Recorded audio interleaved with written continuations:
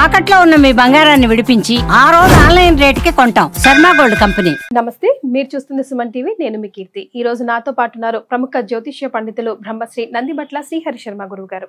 నమస్తే గురుగారు. వాగర్థావివ సంపృక్తౌ వాగర్థ ప్రతిపత్తయే జగతః పితరౌ వందే పార్వతీ పరమేశ్వరౌ. సదాశివ సమారంభాం శంకరాచార్య మధ్యమాం అస్మదాచార్య పర్యంతం వందే గురు పరంపరాం. ఆదిత్యాయ చ సోమాయ మంగళాయ బుధాయ చ గురు శుక్ర శనిభ్యశ్చ రాహవే కేతవే నమః. శృంగేరి జగద్గురు పీఠాధిపతులకి, కంచి పీఠాధిపతులకి నమస్కారములు తెలియచేసుకుంటూ కార్యక్రమాన్ని ప్రారంభిద్దాం. గురుగారు, మీరు ఎప్పుడు ఎక్కడైనా ఏదైనా సందర్భం వస్తే భీష్ముల వారి గురించి చాలా అందంగా చెప్తూ ఉంటారు. వారి గొప్పతనం గురించి, వారి జీవితం గురించి, వారి జీవితం ద్వారా మనం తెలుసుకోవాల్సిన విషయం గురించి. మరి ఈ మాఘమాసంలో భీష్మ ఏకాదశి కానివ్వండి, భీష్మాష్టమి గురించి కానీ ప్రత్యేకంగా మాట్లాడుకుంటుంటాం కదా. ఈ వీడియో ద్వారా కొంచెం క్లియర్గా వారి గురించి తెలుసుకుందాం, వారి ప్రస్తావన గురించి తెలుసుకుందాం. భీష్మ ఏకాదశి మనకు 8వ తారీఖు రోజున అయిందమ్మా. ఈ ఫిబ్రవరి నెల 8వ తారీఖు రోజున భీష్మ ఏకాదశి. విశేషం ఏమిటంటే, ఈ భీష్మ ఏకాదశి అంటే మనకు సాధారణంగా ప్రతి నెలలో ఏకాదశులు వస్తుంటాయి. ఒక్కొక్క ఏకాదశికి ఒక్కొక్క ప్రాతిథ్యం ఉంటుంది. అంటే ఇక్కడ మనం గమనించాల్సింది ఏంటంటే, ఏ ఏకాదశికైనా ఆ ఏకాదశి యొక్క ప్రాముఖ్యతను బట్టి దానికి ముందు ఆ పేరు వస్తుంది. అంటే పుత్రదా ఏకాదశి అంటే ఏంటి, సంతానాన్ని పొందడం కోసం మంచిదని చెప్పి. జయ ఏకాదశి జయాన్ని పొందడానికి. ఇలా అనేక రకాలుగా ముక్కోటి ఏకాదశి, తొలి ఏకాదశి అని చెప్పి. కానీ మానవుడిగా పుట్టినటువంటి వ్యక్తి పేరున స్థిరపడిపోయిన ఏకాదశి ఏదయ్యా అంటే భీష్మ ఏకాదశి ఒకటే. మీకు అన్ని ఏకాదశుల్లో మానవుడి పేరుతో పిలిచే ఏకాదశి ఏదీ లేదు. నిజమే గురుగారు. భీష్మ ఏకాదశి అంటే భీష్ముడు అంతటి గొప్పవాడు కాబట్టే ఆ ఏకాదశి తిథికి అంతటి ప్రాధాన్యత వచ్చింది. భీష్ముడి వల్ల ఆ మాఘమాసంలో శుక్లపక్షంలో వచ్చే ఏకాదశికి అంత ప్రాధాన్యత. ఎందుకంటే భీష్ముడు కూడా ఎదురు చూశాడట ఆ రోజు వరకు, ఏకాదశి రోజునే మరణించాలని. ఎందుకంటే తనకి తన తండ్రి ఇచ్చినటువంటి వరం. అంటే చాలామంది ప్రేక్షకులకి ఉన్న ఒక అభిప్రాయం ఏంటంటే, తండ్రి శంతన మహారాజు నేను సత్యవతిని పెళ్లి చేసుకుంటానంటే నువ్వు అడ్డున్నావు కదరా, నువ్వు పెళ్లి చేసుకోనని చెప్పు, ప్రతిజ్ఞ చెయ్యి, అప్పుడు నాకు వాళ్ళు పిల్లనిస్తాన్నారు అని అంటే ప్రతిజ్ఞ చేస్తాడు. భీషణమైన ప్రతిజ్ఞ, దాన్నే భీష్మ ప్రతిజ్ఞ అని వచ్చింది. ఈ రోజుల్లో ఎవరైనా కానీ ఒక గొప్ప మాట అన్నారంటే భీష్మ ప్రతిజ్ఞ అని అంటుంటారు. నువ్వు భీష్ములాగా అలా కూర్చున్నావేంటి, భీష్మించు కూర్చున్నావు అంటే స్థిరచిత్తుడు అని అర్థం అక్కడ. అంటే దేనికి కూడాను తొణికి బెణికేటువంటి స్వభావం కాదు ఆయనది. అంటే చాలా మంది అనుకునేటువంటిది ఏంటంటే, తండ్రికి సహకరించాడు పెళ్లి చేసుకోవడానికి, తాను పెళ్లి చేసుకోకుండా ఉంటానని చెప్పి ప్రతిజ్ఞ చేశాడు కాబట్టి అప్పుడు తండ్రి వరం ఇచ్చాడు నీకు ఇచ్చా మరణం అని చెప్పి అని అందరికీ సినిమాల ద్వారా, సీరియల్స్ ద్వారా తెలిసిన మాట ఇది. అవును గురుగారు. కానీ అసలు వాస్తవం వేరు. అసలు ఎలా కలిగిందనంటే, భీష్ముడి తండ్రి ముసలితనం వచ్చిన తర్వాత, మరణించిన తర్వాత పిండ ప్రదాన కార్యక్రమాలు చేయాలి. ఎంతటి గొప్పవాడైనా నదీ తీరంలోనే చేసేవారు ఆ రోజుల్లో. అంటే పిండ ప్రదాన కార్యక్రమము మన డబ్బుని చూపించుకునేది కాదు. పిండ ప్రదాన కార్యక్రమం చాలా నిరాడంబరంగా చెయ్యాలి. అప్పుడే పితృదేవతల అనుగ్రహం కలుగుతుంది. అంబానీ కూడా ఒంటి మీద బట్ట లేకుండా, పైన లేకుండా, నడుముకి చెల్ల కట్టుకొని పిండ ప్రదానం చేయాల్సిందే. అంత గొప్పవాడైన, ధనవంతుడైన, అక్కడ అందరూ సమానమే. కానీ ఆయన నదీ తీరంలో కూర్చొని సశాస్త్రీయంగా పిండ ప్రదానం పెడుతూ ఉంటుంటే ఒక చెయ్యి వస్తుంది పైకిలా. అది ఎవరిది? శంతన మహారాజు తన తండ్రిది. చూడగానే నా తండ్రే కదా అని చెప్పి ఇట్లా చెయ్యి చాస్తా పిండం పెట్టే సమయంలో. కానీ అక్కడ నా తండ్రి చెయ్యి చాచాడు, పిండం అడుగుతున్నాడని చెప్పి పిండం చేతిలో పెట్టలా, దర్భ ఉండి ఆ దర్భలో పెట్టాడు పిండం. ఆ కారణం చేత శంతన మహారాజు చాలా తృప్తి పొంది, నాయన అంటే దేవత అయ్యాడు అక్కడ.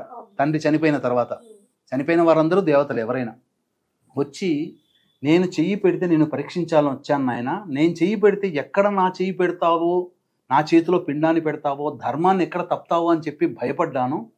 కానీ నీవు సశాస్త్రీయముగా దర్భల మీదనే నువ్వు పిండ ప్రదానం చేశావు, నీవు గొప్పగా ధర్మాన్ని పాటించావు, నియమాన్ని పాటించావు అని చెప్పి ఆ శంతన మహారాజు ఆ సమయంలో అతనికి ఇచ్చామరణాన్ని అనేటువంటి వరాన్ని ఇచ్చాడు. ఇది మనకు వ్యాస భారతంలో ఉంటుంది. అందుకనే మూలం చదవమంటారు. రామాయణం అంటే ఎవరో రాసించింది కాకుండా వాల్మీకి రామాయణం, భాగవతం పోతన, మహాభారతం వ్యాసుడు రచించినదే చదవాలి. అప్పుడే మనకు అన్నీ తెలుస్తాయి. ఆ విధంగా అప్పుడు వరాన్ని పొందాడు. కాబట్టి యుద్ధంలో భీష్ముడిని ఎదిరించేవాడు ఎవరూ లేరు. కానీ భీష్ముడిని ఎదిరించాలి అని అంటే అతను ఒకటే చెబుతాడు, ఏంటంటే ఇప్పుడు మనం చెప్పుకునే థర్డ్ జెండర్గా ఉన్నటువంటి వాళ్ళు ఎదురైతే నేను అస్త్ర సన్యాసం చేస్తానని చెప్పి. కానీ ఆ రోజుల్లోనే శిఖండి పురుషుడిగా జన్మించి ట్రాన్స్జెండర్ గా మారిపోయాడు. అంటే అప్పట్లోనే ఈ ట్రాన్స్జెండర్ ఆపరేషన్స్ అప్పుడే ఉన్నాయి. అదే కదా గురుగారు. శిఖండి అప్పుడు అలా మారాడు. స్త్రీ రకమైన లక్షణాలతో కనగన అస్త్ర సన్యాసం చేస్తాడు. అర్జునుడు బాణాలు వదులుతాడు. తన ఇక యుద్ధం చెయ్యను అని అంటాడు, యుద్ధం చేయకుండా ఉంటాడు. మరి ఎక్కడ ఉండాలని అంటే అంపశయ్యం మీద ఉంటాడమ్మా. ఇప్పుడు చాలా మందికి ఒక డౌట్ వచ్చి ఉండాలి, మరి అంపశయ్యం మీదనే ఎందుకున్నాడు? చక్కగా ఆయన రాజు కదా, ఏ మంచిగా చక్కగా హంసతూలిక తల్పము లాంటిది మంచిగా చక్కగా ఉండి ఉండొచ్చు కదా, అంపశయ్యం మీద ఎందుకున్నాడని ఎవరికైనా డౌట్ వచ్చింది? అసలు నిజంగా రాలేదు గురుగారు. అంపశయ్యం భీష్ముడు అనగానే అంపశయ్యం అంపశయ్యం ఒకటే ఉంటది. అంటే ఏంటి? బాణముల మీద పడుకున్నాడు. ఇంకా దాని మీద ఎటువంటి వస్త్రం కానీ ఏమీ లేదు. ఎందుకు అని అన్నాడంటే తాను జీవితంలో జీవించి ఉండగా కొన్ని తప్పులు జరిగాయి. ఆ తప్పులకి పరిహారముగా తను ఆ విధంగా చేశాడు. ఏం తప్పులు అనంటే అంబిక అంబాలిక విచిత్ర వీరుడికి మరియు ఈ ఈ సంబంధించినటువంటి పాండుడికి, ఆయనకి పాండవుల యొక్క తండ్రి పాండురాజుకి భార్యని తీసుకొచ్చాడు కదా. అందులో ఒక ఆమె అంబిక ఒక అతన్ని ఇష్టపడుతుంది. ఇష్టపడ్డటువంటి అమ్మాయిని మళ్ళీ ఇంకొకరికి ఇచ్చి వివాహం చేయకూడదు. ఆమెను తీసుకొచ్చిన తర్వాత చాలా బాధపడతాడు. పడిన తర్వాత ఆమెను వదిలేస్తాడు. కానీ ఆమె ప్రేమికుడు ఆమెను యాక్సెప్ట్ చేయడు. నన్ను వదిలేసి నువ్వు వెళ్ళిపోయావు కాబట్టి నాకు నువ్వు వద్దని అంటాడు. ఆమె ఇదంతా కారణం భీష్ముడే అని చెప్పి ఘోరమైన తపస్సు చేసి అతన్ని నిర్మూలించడం కోసం మళ్ళీ జన్మెత్తింది అతనే శిఖండి. భీష్ముడికి తెలుసు అంబికనే మళ్ళీ శిఖండిగా పుట్టింది కాబట్టి నేను ఆమెకు చేసినటువంటి ద్రోహాన్ని ఆమె మళ్ళీ జన్మ ఎత్తింది కదా, ఆ జన్మలో ఆ పాపాన్ని కడుక్కోవాలి అంటే ఆమె ఎదురైనప్పుడు అస్త్ర సన్యాసం చేసేశారు. అది అక్కడ యుద్ధంలో జరిగింది. రెండవ తప్పు ఏం చేశాడనంటే ద్రౌపది వస్త్రాపహరణం జరుగుతున్నటువంటి సందర్భంలో మనకేంటనంటే ఎంతటి మనవాళ్ళైనా కాకపోయినా ఎవరైనా కానీ ఎవరైనా బాధపడుతున్నా ఇబ్బంది పడుతున్నా వాళ్ళ మానానికి ఇబ్బంది పడుతున్నారు అని అంటే రక్షించి తీరాలి, అది రాజధర్మం. కానీ భీష్ముడు ఆ పని చేయలే. అక్కడ సభా మధ్యలో ఉండిపోయాడు. ఎందుకనంటే రాజధర్మానికంటే మించినట్టుగా భావన చేసుకున్నాడు. ఏంటి? దుర్యోధని దగ్గర నేను ఉన్నాను, పని చేస్తున్నాను, దుర్యోధని ఉప్పు తింటున్నాను, కాబట్టి దుర్యోధనికి మాత్రమే నేను అంగీకారంగా ఉండాలి, అతనికి అనుకూలంగానే నేను ఉండాలి అని చెప్పి ఆ రోజే గనక ద్రౌపదిని నిలువరించి ఉంటే, కాపాడగలిగి ఉంటే మహాభారత యుద్ధమే జరిగేది కాదు. పాటించేది కూడా ధర్మమే కదా గురుగారు. ధర్మమే. కానీ ఇంకొకటి ఏంటనంటే అదే ధర్మము కృష్ణుడు కూడా ఏమంటాడంటే, ధర్మం చెప్పేటప్పుడు కృష్ణుడు కూడా మనం తీసుకోవాలి. కృష్ణుడు ఏమన్నాడంటే, మీరు ఓడిపోయారు, పాండవులుగా మీరు ఓడిపోయారు, మీకు సాటి స్త్రీ అయిపోయింది అక్కడ ద్రౌపది, కానీ ఆమెను కూడా మీరు రక్షించలేదంటే మిమ్మల్ని కూడా నేను చంపాలి. కానీ మీరు ధర్మయుద్ధం ద్వారా మీరు గెలవాలనే ఉద్దేశంతోనే అలా నేను ఆపాను మిమ్మల్ని, లేకపోతే మిమ్మల్ని కూడా అక్కడే వధ చేయాల్సిందే, భీష్ముని కూడా వధ చేయాల్సిందే. కానీ భీష్ముడు ఇచ్ఛామరణాన్ని పొందాడు కాబట్టి ఆ భీష్ముడు ఇచ్ఛామరణం పొందడానికి నేను అనుకూలంగా ఉన్నాను, అందుకనే నేను భీష్ముని వధించలేదు. సుదర్శన చక్రంతో భీష్ముడితో పోరాడుతుంటే, అర్జునుడు పోరాడుతుంటే ఆ సమయంలో భీష్ముడిని కూడా జయించలేకపోయాడు. అప్పుడు కదా సుదర్శన చక్రం తీద్దాం అనుకుంటే నన్ను చంపు కృష్ణ అని అంటాడు. కానీ యుద్ధంలో నేను చక్రం ఆయుధాన్ని పట్టనని మాటిచ్చాడు కాబట్టి తగ్గాడు కృష్ణుడు. కాబట్టి ఇక్కడ మనకు గమనించాల్సింది ఏంటంటే ఆయన అంపశయ్య ఎందుకున్నాడు అనేది మనకు కావాలి.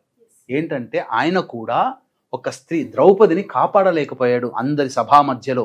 కాబట్టి ఆ పాపాన్ని కడుక్కోవాలి అని అంటే ఆ విధంగా అంపశయ్య వేసుకొని మనకు దక్షిణాయనంలో యుద్ధం అయిపోయిందమ్మా. మార్గశిర మాసం అమావాస్యకి యుద్ధం అయిపోయింది. పుష్యమాసం ఉంది కదా, నెల రోజులు ఉంది. మళ్ళీ మాఘమాసం ఏకాదశి అంటే 41 ఏకాదశి వరకు అంటే 41 రోజులు అంపశయ్యం మీద ఉన్నాడమ్మా. కార్తీక మాసం అమావాస్య మొదలు అది ఆ విధంగా జరిగి త్రయోదశి నాడు జరిగి కార్తీక మాసం అమావాస్యకి అయితే మార్గశిరం ఉన్నాడు, పుష్యమాసం ఉన్నాడు, అలాగే మాఘమాసం ఏకాదశి వరకు కూడా ప్రాణంతో ఉన్నాడు. అంటే మీరు గమనించండి, ఆ ద్రౌపదికి చేసినటువంటి అడుగుతుంది ఎప్పుడు ధర్మరాజు వీళ్ళందరూ కూడా, కృష్ణుడు నాకు కొన్ని ధర్మ సందేహాలున్నాయి కృష్ణ నాకు తీర్చవానంటే తీర్చగలిగేవాడు ఏకైక వాడు ఉన్నవాడు భీష్ముడు ఒక్కడే. కాబట్టి ఇప్పుడు అతను గనక చనిపోతే నీకు ధర్మాలను ఇచ్చేవాడు ఎవ్వడూ లేడు, రథ పద వెళదామని చెప్పి పాండవులని ద్రౌపది సహితంగా అక్కడ ఉంటే అన్ని ధర్మ సందేహాలని చెబుతూ ఉంటుంటే ద్రౌపది పక్కున నవ్విందట. ఎందుకమ్మా నవ్వామంటే, ఇన్ని ధర్మాలు చెప్తున్నావు, మరి ఆ రోజున నన్ను ద్రౌపది వస్త్రాభరణలను ఎందుకు కాపాడకలేకపోయేవాడే, ఒక్క మాట ఎందుకు అనలేకపోయావయ్యా అంటే, అమ్మా నీకు చేసిన ద్రోహానికి నేను శిక్షను అనుభవిస్తున్నాను, ఈ అంపశయ్యం మీద పడి నా శరీరాన్ని కష్టపెట్టుకుంటున్నాను, బాధపడుతున్నాను, నేను నీకు చేసిన పాపాన్ని కడుక్కుంటున్నాను అని చెబుతాడు. ఎందుకంటే అంపశయ్యం మీద అంటే రోజు రోజుకి శరీరం ఆ ముళ్ళులో బాణంలో దిగిపోతుందమ్మా. మరి ఎంత బాధపడి ఉంటాడు భీష్ముడు. భీకరమైన శరీరం. కానీ ధర్మ సూక్ష్మాలు చెప్పేటప్పుడు అడుగుతాడు కృష్ణుడు, ఇలా ధర్మరాజు వచ్చాడయ్యానంటే నేను ఏమీ మాట్లాడలేకపోతున్నాను కృష్ణ, నీకు తెలుసు కదా నా బాణాలు నన్ను బాధిస్తున్నాయి అనంటే అప్పుడు అంటాడు, నీకు ఈ యొక్క ధర్మ సందేహాలను తీర్చడానికి నీ శరీరానికి నేను స్వస్థత చేకూరుస్తున్నానని చెప్పి అతనికి ఆ బాధ తెలియకుండా ధర్మరాజు అడిగిన ప్రతి సందేహాన్ని ధర్మాన్ని విపులీకరించాడు. ఈ రోజున గొప్పగా మనం విష్ణు సహస్రనామ పారాయణం చదువుతున్నాము అనంటే ఆ మహానుభావుడి యొక్క చలవేనమ్మా. నిజమే గురుగారు. భీష్ముడు ఇచ్చినటువంటి ఉపదేశానుసారమే ఆ యొక్క విష్ణు సహస్రనామం ఆయన నుంచే పుట్టింది. కాబట్టి మనమందరము కూడా రుణగ్రస్తులమయ్యాము భీష్ముడి దృష్టిలో, మనమందరము భీష్ముడికి రుణమే.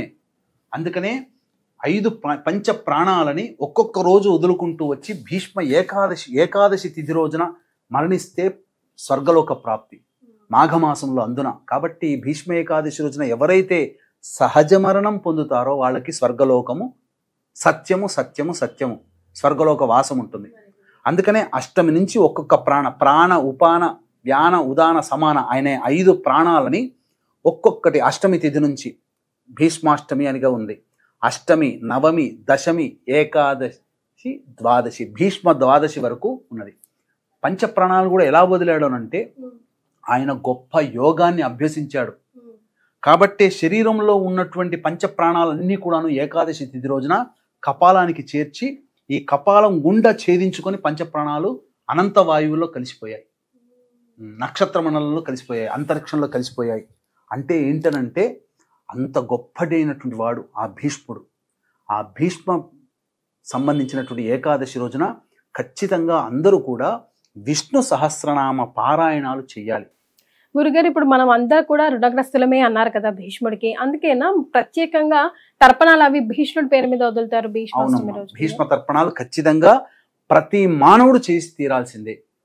అది ఎలా చేయాలి, ఏ విధంగా చేయాలనేది మనం తెలుసుకుందామమ్మా. వీక్షించేటువంటి ప్రేక్షకులకి గమనిక, ఈ మాఘ పౌర్ణమి ఫిబ్రవరి 12వ తారీఖు రోజున త్రివేణి సంగమం ప్రయాగరాజ క్షేత్రములో జాతకరీత్యా కలుగు విద్య, వివాహ, ఉద్యోగ, దాంపత్య, సంతాన, అనారోగ్య సమస్యల నివారణకి సర్వదోష నివారణ హోమాలు.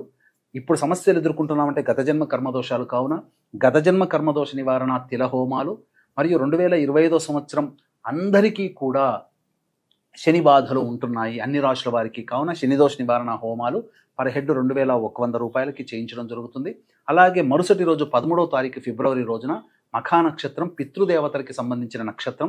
మనకు పుష్కరాలు ఎలాగో కుంభమేళ అలాగా, కాబట్టి గతించినటువంటి పితృదేవతల ఆత్మతృప్తి కోసం బ్రాహ్మణుని కర్తగా పెట్టి ఈ యొక్క పిండ ప్రదాన కార్యక్రమాలు చేయించడం జరుగుతుంది.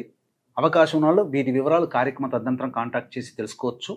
ఇప్పుడు ప్రస్తుతం ప్రయాగలో ఇబ్బందికర పరిస్థితులు ఉన్నాయి కాబట్టి అవకాశం ఉంటే ఖచ్చితంగా ప్రయాగలో జరుగుతాయి, లేకపోతే ఖచ్చితంగా కాశీ క్షేత్రంలో ఈ కార్యక్రమాలు జరపబడతాయని చెప్పవచ్చు.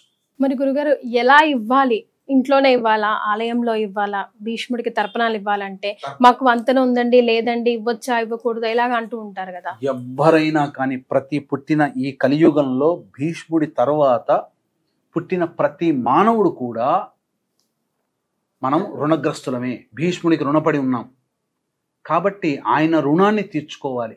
ఎందుకంటే విష్ణువుని ఆరాధించే గొప్పదైన విష్ణు సహస్రనామం ఆయన ఇచ్చాడు. మన ఎన్నో సమస్యలకి ఎన్నో పరిష్కారం కదా ధర్మాలకి గురుగారు? సమస్యలకి పరిష్కారాలు చూపాడు. ఎన్నో గొప్పదైనటువంటి గాథల్ని తెలియచేశాడు. అవన్నీ కూడా భగవంతుడు అనుకూలిస్తే మీరు నేను కలిసి ఒక గొప్ప కార్యక్రమం, ఒక సిరీస్గా కూడా చేయొచ్చు. అటువంటి కార్యక్రమాన్ని తప్పకుండా చేద్దామమ్మా. అయితే ప్రతి మానవుడు కూడా చేయాలి. మాకు పెద్దవాళ్ళు జరిగిపోయారు, చేయొచ్చా చేయకూడదని లేదు. ఆడవాళ్ళు కూడా చేసుకోవచ్చు, కాకపోతే వాళ్ళకి ఋతుక్రమం ఉంటే చేయకూడదు. కాబట్టి ప్రతి వ్యక్తి కూడాను చేయాల్సిందే. దానికి కావాల్సిందల్లా ఒక గ్లాసు మంచినీరు, అందులో కొన్ని తిలలు, నల్ల నువ్వులు, స్పూను, బౌల్ ఒకటి ఉండాలి. గణపతికి నమస్కారం చేసుకొని ఈ రోజున పితామహుడు అయినటువంటి భీష్ముడికి తర్పణాలు వదులుతున్నానని చెప్పి తర్పణాలు వదలాలి అని గణపతికి నమస్కారం చేసుకొని దక్షిణం వైపు ఫేస్ పెట్టి వైయాఘ్రపద్య గోత్రజుడైనటువంటి భీష్ముడికి మరియు అపుత్రకుడు అంటే సంతానము లేనటువంటి భీష్ముడు, బ్రహ్మచారి, మహావీరుడు, గంగా తనయుడు, శూరుడు, ఇచ్చిన మాట జవదాటని వాడు అయినటువంటి భీష్ముడికి మోక్షము కలుగుగాక అనగా భీష్ముడికి తర్పణాలు వదులుతున్నానని చెప్పి భావనతో నీళ్లు తీసుకొని ఆ భీష్ముడి పేరు చెప్పి భీష్మ తర్పయామి తర్పయామి తర్పయామి అని 3 సార్లు ఆ విధంగా తర్పణం చేస్తే చాలమ్మా. ఎంతసేపు పడుతుందమ్మా? 5 నిమిషాల కార్యక్రమం.